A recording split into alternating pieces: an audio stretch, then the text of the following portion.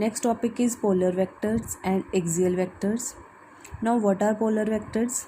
The vectors which have a starting point or a point of application are called polar vectors. For examples, displacement, velocity, force, etc. are called polar vectors. जैसे कि ये हमारे पास case था कि जिसमें particle X Y plane में move कर रहा था. Suppose at point P at any time T particle P point पे था किसी टाइम टी पे, and after time T dash particle reaches at point Q. So here PQ is called displacement vector. So here we know about the starting point or the point of application of this displacement vector. Clear? So इसको हम जो PQ vector है इसको हम displacement vector बोल रहे हैं और इसको हम पोलर वेक्टर भी बोलते हैं. पोलर वेक्टर वो वेक्टर होते हैं जिसमें हमें स्टार्टिंग पॉइंट, मतलब ये जो डिस्प्लेसमेंट वेक्टर इसका स्टार्टिंग पॉइंट कहाँ है, P पार्टिकल P पॉइंट से Q पॉइंट पे जा रहा है in time T to T dash.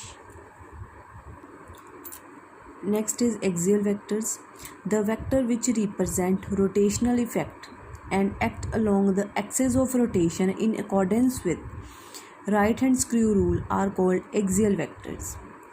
The axial vector will have its direction along its axis of rotation depending on its anti-clockwise or clockwise rotational effect.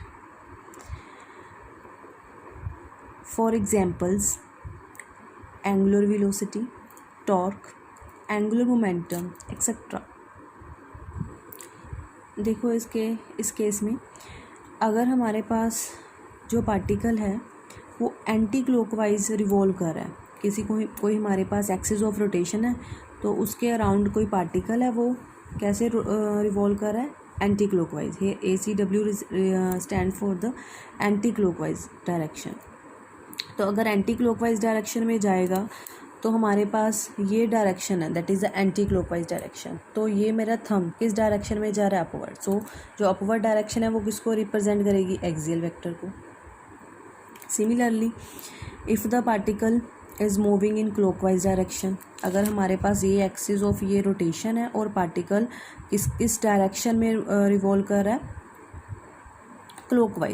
Clockwise ऐसे particle आ रहा है. अगर particle हमारा ऐसे आ रहा है, अब पार्टिकल कैसे आ रहा है, क्लॉकवाइज. अगर पार्टिकल ऐसे क्लॉकवाइज आ रहा है तो ये थंब मेरा किस डायरेक्शन में जा रहा है, डाउनवर्ड. तो ये कौन सी किसकी डायरेक्शन को रिप्रेजेंट करेगा, एक्सियल वेक्टर की डायरेक्शन को रिप्रेजेंट करेगा.